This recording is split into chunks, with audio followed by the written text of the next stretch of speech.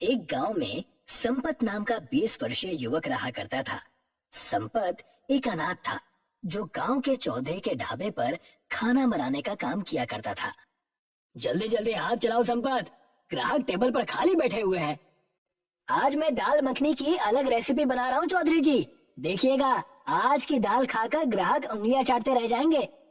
अरे उंगलियां चाटने की बात बाद में देखना, पहले जाकर उन्हें भोजन देकर आओ। बस चौधरी जी कुछ देर और रुक जाइए, अभी 5 मिनट में मैं सारे ग्राहकों को भोजन लगाता हूँ। चौधरी रसोई घर से बाहर चला गया।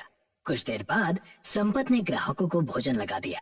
संपत के हाथ की बनी हुई दाल मखनी सभी ग्राहकों को बहुत पसंद आई। उन्हीं ग्राहकों में अर्जुन चौधरी के पास आकर बोला, आज की दाल मखनी का कोई जवाब नहीं है चौधरी साहब, पेट तो भर गया लेकिन मन नहीं भरा। अब मैं क्या कर सकता हूँ अर्जुन, मेरे ढाबे का खाना ही इतना अच्छा बनता है कि लोगों का पेट तो भर जाता है लेकिन मन नहीं भरता। मेरी पत्नी बहुत अच्छा खाना बनाती है। ये कैसी बातें कर रहे हैं चौधरी साहब, आपकी पत्नी तो बस आपके बगल में बैठी हुई पैसे गिनती रहती है, भोजन तो अपने गांव का संपत बनाता है। उसकी तारीफ करने में क्या आपका हलक कड़वा हो जाता है क्या? इतना कहकर अर्जुन वहां से चला गया। चौधरी क्रोधित होकर अपनी पत्नी रुक्मणी की ओर देखकर बोला, देख रही हो तुम, कितनी बार कहा है तुमसे कि तुम भी रसोई घर में संपत का हाथ बटा लिया करो। मैं एक बार में एक काम कर सकती हूँ, मैं या तो पैसे गिन सकती हूँ या फिर रसोई घर में कुर्सी पर बैठ सकती हूँ। तुम बिल्कुल मूर्ख की मूर्ख ही रहोगी। जरा सोचो, कल को ये संपत हमारा ढाबा छोड़कर चला गया तो क्या होगा? लोगों को इसके हाथ के बने हुए भोजन का स्वाद लग गया है, इसीलिए मैं लोगों को बताता हूँ कि ये भोजन उसने नहीं बल्कि तुमने बनाया है, लेकिन तुम मेरी बात को समझते ही नहीं। आप बिल्कुल सही बोल रहे हैं, ये विचार तो मेरे मन में आया ही नहीं। कल से मैं भी संपत के बगल में कुर्सी लगाकर बैठी रहूंगी। अगले दिन संपत जब ढाबे पर आया तभी चौधरी संपत की ओर देखकर बोला, संपत, आज से मेरी पत्नी भी तुम्हारे साथ रसोई घर में रहेगी। चौधरी साहब, मालकिन को क्यों परेशान कर रहे हैं? मैं हूं ना भोजन बनाने के लिए। जितना बोला है उतना करो, इससे ज्यादा नहीं। ठीक है चौधरी साहब, जैसी आपकी मर्जी। रुक्मणी उस दिन के बाद संपत के साथ रसोई घर में बैठने लगी। कुछ दिनों बाद चौधरी ने सभी ग्राहकों को विश्वास दिला दिया कि जो भोजन उसके ढाबे में दिया जाता है वो भोजन उसकी पत्नी रुक्मणी बनाती है। एक दिन संपत काम पर जाने के लिए अपने घर से बाहर निकला ही था कि तभी वहां पर चौधरी आ गया। चौधरी साहब आप? मैं तो ढाबे पर ही आ रहा था। मैं तुम्हें यहाँ पर यह बताने आया हूँ कि अब तुम्हें मेरे ढाबे पर काम करने की कोई जरूरत नहीं है। ये कैसी बातें कर रहे हैं आप चौधरी साहब? जहाँ तक मैं जानता हूँ मैं तो बहुत मेहनत से खाना बनाता हूँ और मैंने आपको कभी शिकायत का मौका भी नहीं दिया। मुझे इस बात से कोई फर्क नहीं पड़ता संपत, तुम्हारी वजह से मेरे ढाबे का नाम बदनाम होता जा रहा था। ये कैसी बातें कर रहे हैं आप चौधरी साहब? जहाँ तक मुझे याद है, जब से मैं ढाबे पर काम कर रहा हूँ तब से तो आपका ढाबा पहले से ज्यादा चलने लगा है। हाँ, ज्यादा चलने लगा है, लेकिन सिर्फ तुम्हारे नाम पर। अगर मैं कुछ दिन तक तुम्हें और काम पर रखता तो शायद मेरे ढाबे का नाम चौधरी ढाबा से बदलकर संपत ढाबा हो जाता। ऐसा मत कीजिए चौधरी साहब, मैं एक अनाथ हूँ और मुझे इसके अलावा और कोई काम नहीं आता। वो तुम्हारी समस्या है, मेरी नहीं। आज के बाद मेरे ढाबे के आसपास भी कहीं दिखे ना तो टांगे तोड़कर गांव से बाहर फेंकवा दूंगा। इतना कहकर चौधरी गुस्से में वहां से चला गया। संपत बेरोजगार हो गया। थक हार कर संपत गांव के मुखिया के पास चला गया। मुझे सब पता है संपत कि चौधरी ने तुम्हारे साथ क्या किया है, लेकिन तुम तो जानते हो कि चौधरी मुझसे कहीं ज्यादा ताकतवर और धनवान है। मैं उसका कुछ नहीं बिगाड़ सकता। मुखिया जी, मैं आपसे चौधरी से लड़ने की बात नहीं कर रहा, मैं तो बस आपसे कुछ मदद मांगने आया हूँ। आप तो जानते हैं मुखिया जी कि मैं एक अनाथ हूँ। कुछ वर्ष पहले ही मेरे माता पिता मुझे अकेला छोड़कर चले गए और मैं अपना गांव छोड़कर कहीं नहीं जाना चाहता। तुम कहना क्या चाहते हो? मुखिया जी, मैं सिर्फ भोजन बनाना चाहता हूँ। तुम्हारे पिता भी बहुत अच्छे बावर्ची थे। मुखिया जी, आप मेरी थोड़ी सी मदद कर दीजिए। मैं भी अपने गांव में अपना खुद का ही ढाबा खोलना चाहता हूँ। आप मुझे थोड़ा सा धन दे सकते हैं क्या? जब मेरा ढाबा चलने लगेगा तब मैं आपको सारे पैसे वापस कर दूंगा। ठीक है, गांव में मेरी जो खाली जमीन पड़ी है तुम वहां पर अपना ढाबा खोल लो। उसके लिए जितना भी धन लगेगा मैं तुम्हें देने के लिए तैयार हूँ। मुखिया की बात सुनकर संपत खुश हो गया। संपत बड़ी मेहनत से खाली जमीन पर ढाबा बनाने में जुट गया। जी तोड़ मेहनत के बाद संपत ने वहां पर ढाबा बनाकर तैयार कर लिया। कुछ दिनों के बाद संपत के ढाबे पर ग्राहक आने लगे और यही बात चौधरी को परेशान करने लगी। जिस बात का मुझे डर था वही हुआ रुक्मणी। उस नालायक ने अपना ढाबा गांव में खोल दिया है। अब ग्राहक मेरे ढाबे पर कम उसके ढाबे पर ज्यादा आते हैं। आपके अंदर तो लोमड़ी के जैसी बुद्धि है। उस बुद्धि का इस्तेमाल करिए और उसका ढाबा बंद करवा दीजिए। तुम बिल्कुल सही कह रही हो। मुझे अपनी लोमड़ी जैसी बुद्धि से कोई योजना तो सोचनी ही पड़ेगी। चौधरी ने बड़ी चालाकी से एक ग्राहक को अपनी बातों में ले लिया। वो ग्राहक संपत के ढाबे पर चुपके से भोजन में चौधरी की लाई हुई दवाई फेंक आया। उस दिन जिसने भी संपत के ढाबे का खाना खाया उसका पेट खराब हो गया। अगले दिन संपत के ढाबे के सामने गांव के लोगों की भीड़ लग गई। एक व्यक्ति क्रोधित होता हुआ संपत से बोला, तुम्हारा ढाबा क्या चलने लगा? तुम अपनी औकात भूल गए? ये कैसी बातें कर रहे हैं? मैंने क्या किया है?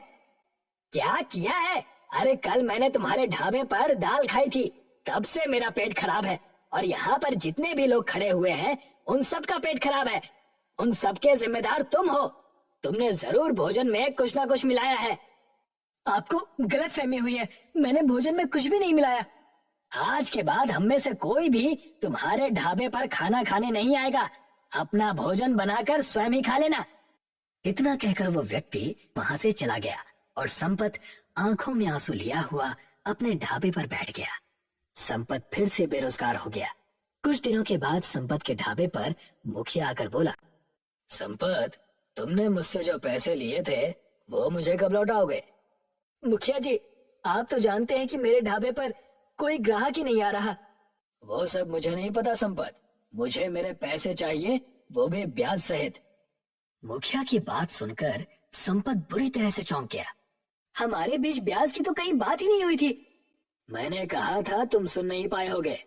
परसों तक अगर मुझे मेरे पैसे ब्याज सहित वापस नहीं मिले तो मैं तुम्हारा मकान भी तुमसे छीन लूंगा और उसे बेचकर अपने पैसे की भरपाई करूंगा। ऐसा मत कीजिए मुखिया जी, मैं अनाथ हूँ।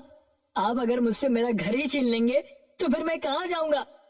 तुम्हें 2 दिन का समय देता हूँ। इतना कहकर मुखिया वहां से चला गया। 2 दिन बाद मुखिया ने संपत को धक्के देकर घर से बाहर निकाल दिया और उसका ढाबा भी तोड़ दिया। संपत आंखों में आंसू लिया हुआ एक हाईवे के घने पेड़ के नीचे बैठकर अपनी किस्मत पर रोने लगा। संपत को रोते हुए सुबह से शाम हो गई। तभी उसने देखा कि उस पेड़ पर एक चिड़िया का घोंसला बना हुआ था, जिसके ऊपर एक चील बराबर मंडरा रही थी। इस चील को भगाना होगा, नहीं तो ये उसका घोंसला तोड़ देगी। मेरा घर बचाने के लिए तो कोई भी गांव वाला नहीं आया, लेकिन मैं इस बेजुबान प्राणी का घर इस चील को नहीं तोड़ने दूंगा। संपत ने चील को वहां से भगा दिया। तभी वहां पर एक चमत्कार हुआ। उस घोंसले के ऊपर बैठी हुई चिड़िया संपत के पास आकर बैठ गई और एक तेज धमाके के साथ वो एक सुंदर लड़की में परिवर्तित हो गई। कौन हो तुम?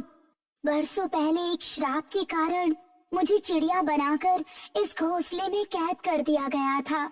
अगर तुम उस चील को नहीं भगाते तो वो चील मुझे मारकर मेरा घोंसला तोड़ देती। वो एक चील के रूप में राक्षस था। लेकिन तुम फिर अपने असली रूप में कैसे आ गई? मुझसे कहा गया था कि जब भी कोई मुसीबत का मारा हुआ सच्चा युवक तुम्हारी मदद करेगा, तुम्हारा ये श्राप समाप्त हो जाएगा। और देखो, मैं मुक्त हो गई। तुमने मेरी मदद की है तो मैं भी तुम्हारी मदद करूंगी। मैं तुम्हारे बारे में सब जानती हूँ। तुम मेरी मदद कैसे कर सकती हो? क्यों नहीं कर सकती? तुम बहुत अच्छा खाना बनाते हो, बस तुम्हारे पास धन नहीं है। एक घर था, वो भी तुमसे छीन लिया गया, लेकिन कोई बात नहीं।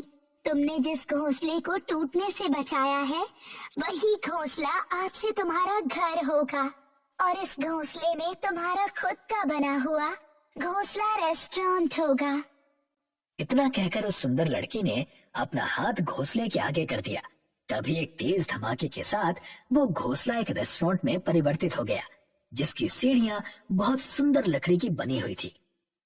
ये घोंसला रेस्टोरेंट आज से तुम्हारा है। तुम्हें यहाँ से कोई भी नहीं निकाल सकता। जब भी तुम्हें यहाँ से कोई निकालने की कोशिश करेगा तो वो खुद ही मुसीबत में फंस जाएगा। इतना कहकर वो सुंदर लड़की वहां से गायब हो गई। संपत उस रेस्टोरेंट के अंदर चला गया। उसने देखा कि रेस्टोरेंट अंदर से किसी 5 स्टार होटल जैसा था, जहां पर एक से एक महंगी टेबल रखी हुई थी और एक 5 स्टार होटल की ही तरह हर सुख सुविधा वहां पर मौजूद थी। कुछ देर बाद संपत वहां पर आराम की नींद सो गया। अगले दिन संपत नाश्ता करके नीचे उतरा ही था कि तभी उसके सामने एक कार आकर रुक गई। उसमें से एक सुंदर युवक बाहर निकलकर संपत से बोला, ये किस तरह का रेस्टोरेंट है भाई? इस तरह के रेस्टोरेंट्स तो मैंने सिर्फ विदेशों में ही देखे हैं, लेकिन वो भी तस्वीरों में। ये मेरा रेस्टोरेंट है, घोंसला रेस्टोरेंट। मेरे रेस्टोरेंट पे हर तरह का भोजन उपलब्ध है। क्या तुम मुझे अपना रेस्टोरेंट दिखा सकते हो? दिखाना क्या है साहब, आप मेरे पहले ग्राहक हैं। आपके लिए आज का खाना मुफ्त है। संपत ने उसके लिए बहुत अच्छा भोजन तैयार कर दिया। भोजन खाकर वो युवक उंगलियां चाटते हुए बोला, यकीन मानो मैंने एक से बड़े एक 5 स्टार होटल में खाना खाया है, लेकिन इससे ज्यादा लजीज खाना मैंने अपने जीवन में नहीं खाया। मैं एक बहुत बड़ी कंपनी में एडवर्टाइजमेंट का काम करता हूँ। तुम चाहो तो मैं तुम्हारे इस घोंसला रेस्टोरेंट का एडवर्टाइजमेंट कर सकता हूँ। तुम्हारा रेस्टोरेंट प्रसिद्ध हो जाएगा और यहाँ ग्राहकों की भीड़ लग जाएगी। अगर ऐसा करेंगे तो मेरे लिए ये बहुत ही अच्छी बात होगी। वो युवक मुस्कुराता हुआ वहां से चला गया। अगले दिन उस रेस्टोरेंट में शहर से आने वाले लोगों की भीड़ लग गई। उस भीड़ में बहुत बड़े बड़े नेता, पत्रकार और बहुत सी अमीर फैमिली के लोग थे। संपत का घोंसला रेस्टोरेंट कुछ ही महीनों में पूरे इंडिया में छा गया और यही बात चौधरी और मुखिया को बेहद परेशान कर रही थी। तुम सिर्फ नाम के मुखिया हो, तुमसे एक छोटा सा काम नहीं हुआ। तुमने जितना बोला था उससे ज्यादा करके दिखाया था मैंने। अरे तुमने तो सिर्फ उसे अपने ढाबे से निकाला था, मैंने तो उसका मकान भी उससे छीन लिया था। मगर उसकी किस्मत ही इतनी अच्छी है, तो इसमें मैं क्या कर सकता हूँ। अब इन बातों से क्या लेना देना मुखिया। उसके घोंसला रेस्टोरेंट में शहर के अमीर लोग आते हैं और गांव के लोगों को वो अपने घोंसला रेस्टोरेंट में मुफ्त खाना खिलाता है। वो सबको रोजगार दे रहा है और तरक्की कर रहा है, और हम यहाँ हाथ पर हाथ धरे बैठे हुए हैं। तुम चाहते क्या हो? मैं चाहता हूँ कि उसके घोंसला रेस्टोरेंट में आग लगा दूं। तो फिर देर किस बात की है?